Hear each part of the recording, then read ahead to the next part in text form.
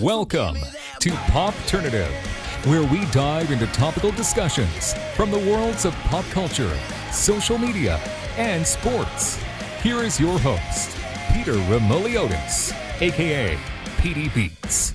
Hello and welcome to the Popternative podcast. This is the podcast and talk show where we have digital discussions from the worlds of pop culture, social media, TV, film, sports, everything really depending on the guest. We talk about it all. As always, I'm your host, Peter Remoliotis. On social media, you know me as PD Beats. You'll recognize my guests from a lot of really cool movies, including It and It Chapter 2. Of course, Goosebumps 2 as well. We're with Jeremy Ray Taylor. Jeremy, welcome to Popternative, man. Thank you for having me. It's weird. I haven't done an interview in such a long time. Everything's I know. been at a halt. Well, I'm glad we were able to get you out of that rut, and we're going to do an interview now. I'm happy you're able to join me. I understand that you have you're wearing many hats right now in the entertainment industry, not just acting, but you're also creating a film, which is really awesome.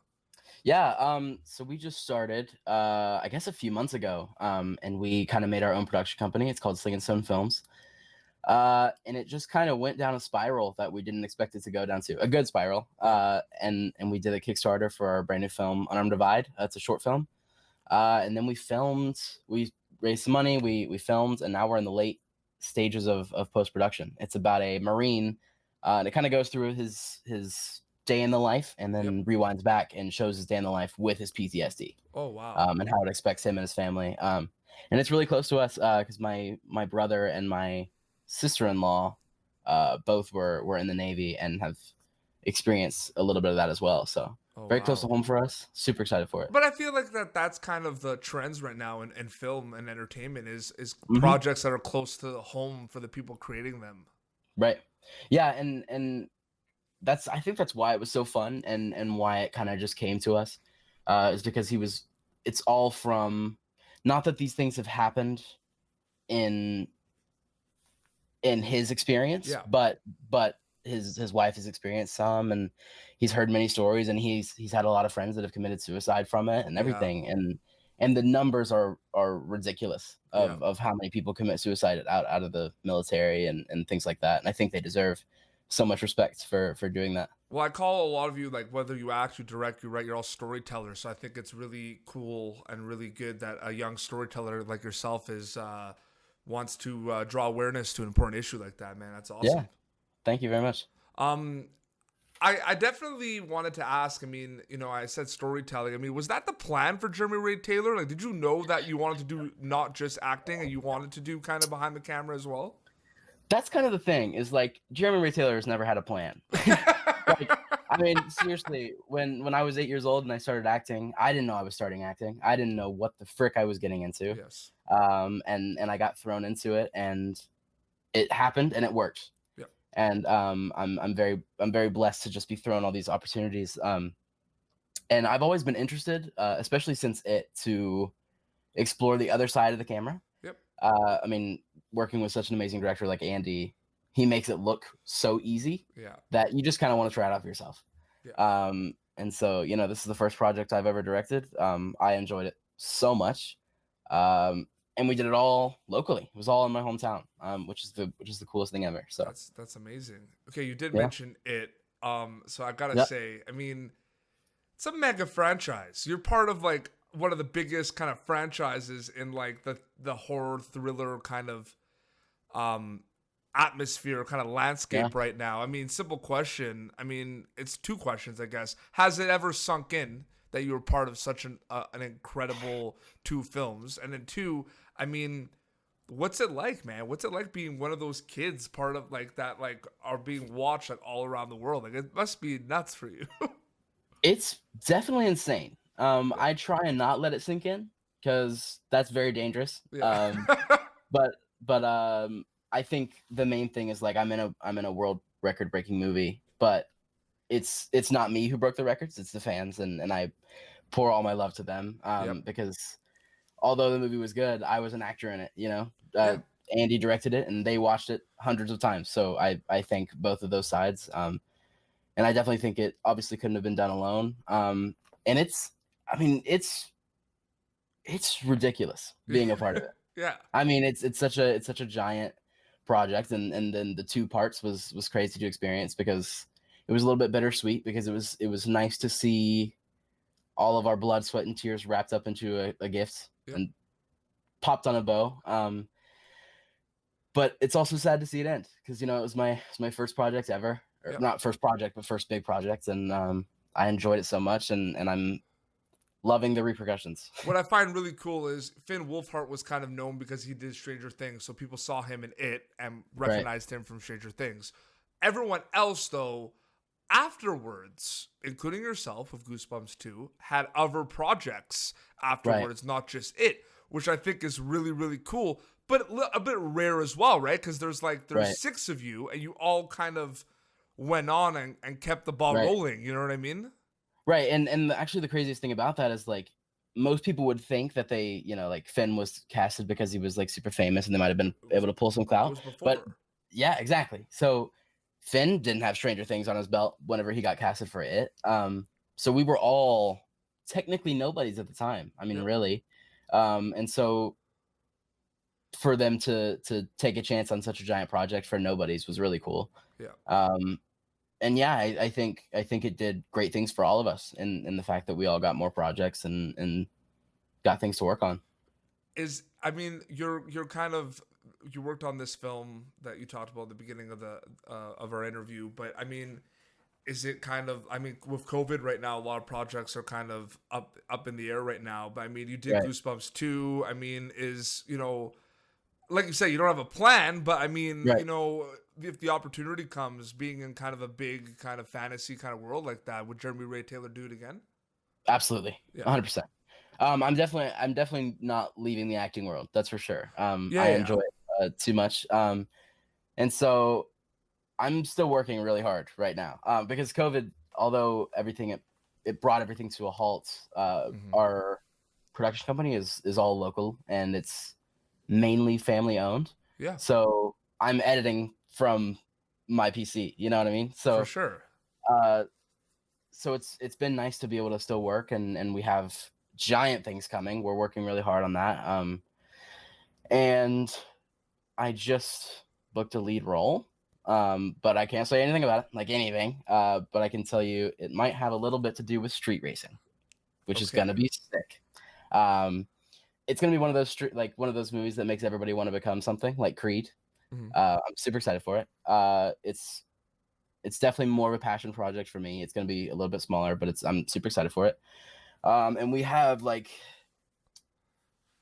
5 or 6 scripts in development right now. That's amazing, man. No, that's awesome. I'm super excited. No, that's really cool. Can you talk a little bit about the relationships with kind of the cast members on it? Because people that follow you guys on social media, you all have over 1 million followers, which is ridiculous. And I don't know how you even process that. So that's a job on its own. Yeah. You know what I mean? Literally all 6 of you, I'm pretty sure, are over 1 million. I think so. Yeah. And it's ridiculous. Because social media it's not a difficult thing because all you really have to do is post, but it's so hard to come up with things to post, especially 100%. on during COVID. That you'll see that I have a baking obsession now. Yeah. And I'm just posting about that all the time. Have you done any Instagram lives? I haven't actually. Okay, because that's one thing I did. We're gonna do one because trust me, they're fun and they're interactive. And there's Stargirl on DC Universe is on right now, and I've been interviewing a lot of those cast members. Right. And we've been doing Instagram lives, and that's what I was kind of doing during the quarantine, right? Right. Everyone's at home, so I lined up at 3 or 4 Instagram lives, man. It was a night, you know what I mean? Yeah. And it was just cool to see and people from really cool shows and athletes as well, and just to see all the fans loving it. People want the content, you know what I mean? Right. Yeah. Well, and that's the thing is everybody's craving content right now. Yeah. And it's actually really weird because I've never lived in an era where there isn't movies constantly pumping out. You know what I mean? Yeah. So it's really strange to go on Amazon and see nothing new. It's just all stopped. It's really strange. So here's the thing I think people don't realize too about it, because I think the first movie came out and like you said, it was all fresh. We didn't know any of the characters. People kind of had a little bit of a sniff because they saw Finn in Stranger Things, but it was still unknown, right? They knew about the Stephen King novel and everything, right? Mm-hmm. But there was a lot of hype for it. when it Yeah. before it came out. So it's not like one of those things where like when Pirates of the Caribbean first came out on Disney where there was hype but it was like unknown and then the franchise just took off. Like this one kind of like had that interest right away. And then when the Right. second one came out and was announced, it was just like pure fandom, like Right. mecha fandom. Right. So did you kind of notice that before the first one came out that there was kind of a calm before the storm? I think we were all really nervous about that because although there was a lot of hype, there was definitely the other side of it where everybody was like, don't mess it up, mister, because this is a franchise that's perfect. And if you screw it up, you're out of the industry forever. So it's like, you know what I mean? So Mister. it's so tough because the first picture of Pennywise that ever came out was hated. Like it was like shot to the ground and destroyed. So we were a little bit nervous, but then there was that other side that was like, this might be pretty good. Like, so I mean, it was a very catch-22 situation. But we were all, while being nervous, too excited to care. No, for sure. You know, because it was all our first project. So was there any pranks on set involving Pennywise the Clown? absolutely. For Jack's birthday, we filled his trailer with balloons. And then we had Bill Skarsgård in full makeup hide in his closet. Yeah. And I wasn't there when it happened, but I can't imagine how terrifying that would be. Yeah. And then I remember because, like you said, we have like 1 million followers, and that's very strange. Yeah. It's very new. And so we had our first like stalker fan. Okay. And I don't remember his name. I probably shouldn't mention it anyway, but he was very on it from like the beginning of filming. He was getting pictures that nobody knew even existed. And that happens now, but for it to happen first, yeah, it's crazy.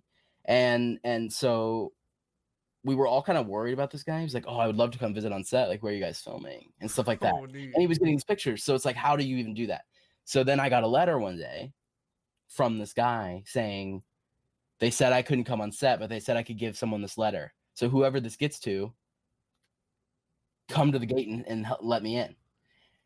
Little did I know, it was from the cast. So he wasn't actually there. Oh, okay, that's where I was going. But I had a freaking panic attack. Yeah, because I was kind of going where I was talking about pranks, Yeah. and then like you went up on the fan, and I was like waiting for the clue. Okay, yeah, all right, that's good. That's a good one. Yeah, and Jack being the guy he is, I mean, everything was a prank. Did you meet Tanner Zipchin? Does that ring a bell? Tanner, he did like interviews. He's Canadian, and he did interviews. I'm sure on the set of it, right? And he recently did like Instagram lives with me, but he did Instagram lives with Finn and Jack, and they caught up. I have. Yeah, so I'm sure. But Jack was talking about pranks. He was talking more about like he brought up a bit on it, but he was talking about Shazam. Like they did a lot of pranks on Shazam. Here's the thing, and I don't want to burst the bubbles of the fans right now, and I think you're gonna agree with me right now. But it's like we talked about, like the 1 million fan followers and stuff. I mean, we're all people. You're people. You know what I mean? Like I'm watching like Jack and Finn on these like Instagram lives, like chatting and doing an interview, and like we're chatting right now, and like we're just a bunch of guys just chatting. You know what I mean? Yeah. Well, and that's the coolest thing about it is because like 1 million followers doesn't the name doesn't do justice. You know, like I have 1.2 million people wanting to see my content, and that is like something I don't want to let sink in. Your rock tequila post was like one of the best things I've ever seen.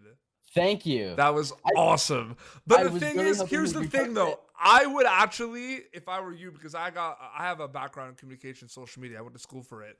I would have like put the don't condone underage drinking, like put it lower so that people don't see it right away, because then they'll be more like surprised. Yeah, and so the reason I actually did that, I didn't even want to do it at all because I thought it was freaking hilarious. Nobody was going to think that, but I wanted The Rock to repost it. Okay, and the tough thing about that is like how bad of a marketing strategy that would be to repost a prank video where you think a kid's gonna underage drink. Yeah. How tough is that gonna be? You know what I mean? So he didn't repost it. No. Okay. But I should probably just take it off. It'd be funnier that way. It was pretty funny though. Like Thank you that you did that. because like I kind of knew there was something going on because you have Yeah. kind of a smirk too when you're talking about the tequila, and I'm like, hey, Yeah. like you're just not drinking this. Like, there's Right. no way. Yeah. Yeah. But it's just crazy, man. Like it's one of those things where like geek culture specifically, like I mentioned, like Shazam, like DC Universe and Marvel, and like horror culture, geek culture, it's Right. become mainstream, and you see Yeah. it with all like the Comic Cons and everything. Isn't Right. that interesting? Yeah, and even like aside from Comic Cons too, like you see on TikTok, like so many people like are just like random Star Wars fans and stuff like that, and Yeah. like there are these giant fandoms of things that you'd never even expect, and these things that used to be nerdy and geeky are now, like you said, mainstream, and that's crazy to me. For sure. And like, well, Yeah. my show, I interview a lot of different people. I interview, actors, I interview athletes, everyone. What I find is really cool is like the crossover of like, I had like Saf from Tiger King on the show. Okay. And then he was really cool. Like, he was freaking out because I interviewed Peter Kalamis, who did Okay. the voice of Goku in Dragon Ball Z. Okay. And then it's Oh, like back, right, yeah. yeah, and then it's like back and forth, right? Like they're like, oh, it's so Right. cool that you had some from Tiger King. Oh, it's so cool that you had. It's like you see that type thing, right? Right. And like the athletes too, right? The athletes come Right. on the show, the professional like National Hockey League players, Mhm. and they watch, all these big shows. Like, oh, you interview people from The Office, like no way. And then the Yeah. people from those shows are like, oh my god, like I love watching sports. Yeah. So that's kind of cool a little bit. You know what I mean? Right. Yeah. And like the thing about that too is like on Twitter, that's kind of the place where you would follow like a celebrity that you would want to follow back because it actually gives you a notification that like a verified person followed you. Yes. So I followed Post Malone during Goosebumps, and I waited like a week. I was like, oh man, if this guy follows me back, I'm gonna die. And literally, it was in the middle of set, and I was on a sound stage, and they were rolling, but I was on break, and I yelled at my brother. I was like, dude, check Did it he out. follow you back? Yeah. So Post Malone freaking followed me back, and I ruined the take because I yelled in the freaking soundstage. but like, it makes you wonder what you're like allowed to post. You know what I mean? All the stupid posts I've ever. Well, I've ever tweeted, that's a just good wanted to delete it. segue, but I feel like based on the type of content, like I've followed the It Kids for a while, and I see what you post, and like, yeah, obviously there's teams that help you out and stuff, but at the same time, it's like you kind of know like what you kind of know what you can post and what you can't. You know what I mean? Right. Like Yeah, I don't think it's because there's like a responsibility with that following. Yeah, 100%. Have you ever thought about that? Oh yeah, absolutely. And I've posted things that have gotten repercussions for years, and it's such a tough thing because it's like, do you want to be completely politically correct, or do you want to spread your opinion to try and change the world? So Well, it's like, Twitter's become very like Yeah. intense for stuff like that. Now I Yeah. owe Twitter a lot because I do have the blue check mark on Twitter. So what you kind of said Yeah. about people see, like a lot of people have followed me back that Right. shouldn't follow me back, but Right. have because I have the check mark. I'm Yeah. not complaining. It's fantastic. Right. You didn't follow me back, so that whole thing. I haven't gotten your notification. I'll follow you back right now. It backfired. This was probably like a while ago, but like, it's one of those things where like, yeah, Twitter's different. Instagram is like, and I'm noticing too, like on Twitter you have a lot of followers, but on Instagram there's more. Like it's crazy. Right. And I made an account for my dog on Instagram. He's got 155,000 followers. There you go. Yeah. And he's like an Instagram celebrity. Yeah. And it's a weird world, man. It's a crazy world. Yeah. It's definitely strange. But Jeremy, thank you so much for doing this interview, man. Yeah. Thank you for having me. No, absolutely. And you know what? It would be cool maybe to do an Instagram live and chat it up because that's a fun world, man. Like it's Yeah. cool. Yeah, I've done some like a long time ago, but I actually forgot they existed, and I stream on Twitch, so I do that every now and That's then. something I would like to ask you very quickly Yeah. because I've noticed the gamer chair and everything. Can Sure. you talk a little Yeah. bit about that? I mean, when did you kind of take like the gaming like really really seriously? I've always taken gaming insanely seriously, but I never really knew it had Such a big like. such a giant value until recently, and so I've streamed really crappy stuff whenever I had like one monitor, like a long time ago. Oh, for sure. And now I've kind of gotten my gaming setup bigger, especially during COVID. You realize every little thing your setup needs, and you buy everything. So yeah, I've always taken it seriously. So I was like, why not show that to the public? I mean, that's just a fun thing to do, and it's pretty easy. You're playing games and talking to your fans, and it's such Absolutely. a chill thing. Yeah. So yeah, No, absolutely. I So enjoy it. where can people follow you on social media to keep up to date with everything? So on Twitter, Instagram, and Facebook, I'm just Jeremy Ray Taylor, and then on Twitch, I'm JRayTay121. Couldn't get the OG Amazing. J Ray Tay, but that's okay. It's No, okay. I'll take the 121. that's awesome. Yeah, and like you're the first guest in a while that has not plugged their TikTok. Oh yeah. See, I always forget that I have a TikTok. No, people are not forgetting. And I like Yeah. trust me, like people like bring up their TikTok now before their like Twitter. They'll be like, Right. Instagram is this, TikTok is this. Yeah. I think I'm just J Ray Tay on TikTok, but I barely ever post on there. I'm not funny enough. And congrats with your film and hope and thank you. hopefully people can see kind of like updates, right? They follow you about Yeah. everything. Yeah. Although everything's at a halt, we're still trying to push out and photos and hopefully come out with a trailer soon, and Awesome. It's there. I look forward to talking about New Kids on the Block with you on Instagram Live too. So absolutely. For sure, man. This is seriously, man. Thank you so much for your time. Yeah, man. Thank you. This has been Popternative, youtube.com/Popternative. For previous episodes, until next time, this is Jeremy Ray Taylor and PD Beats signing off. Thank you for tuning in to Popternative. Make sure to check out our past episodes of Popternative on YouTube. Be sure to like Popternative on Facebook and follow us on Twitter. This has been an Autograph Communications production.